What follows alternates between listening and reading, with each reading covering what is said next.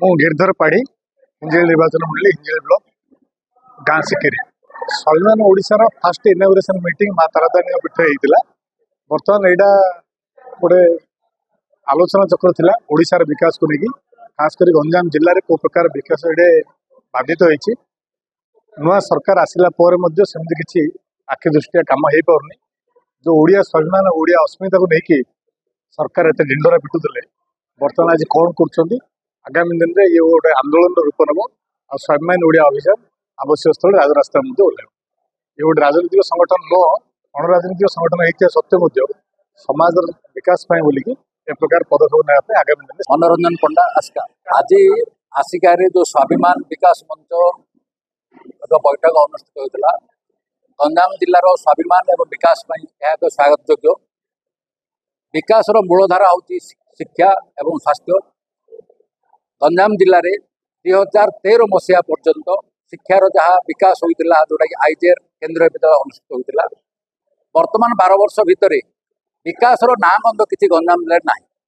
मु आदित्य रथ सामाजिक कार्यकर्ता देखो स्वाभिमान ओडिशा एक सामाजिक संगठन गंजाम जिला मुख्यतः गंजाम जिला और दक्षिण ओडिशा रे जो संगठन माने वर्तमान दुर्बल हो जाइछंती किंतु स्वाभिमान सहित आगु को बढ़िया जो चाहते से सामिल कर दक्षिण ओडिशा रे एवं गंजाम जिले में दीर्घ दिन धरी सरकार वैमात्रिक मनोभाव जो दक्षिण ओडिशा आज अवहेलित रही। तेणु ओडिशार यही पार्ट को केमती आगक ना पड़ो गंजाम जिला को केमती उन्नति करने विकास केमती आगक करने को ये कथा नहीं आज विभिन्न जो मैंने सांगठनिक लोक थे आज आलोचना होता।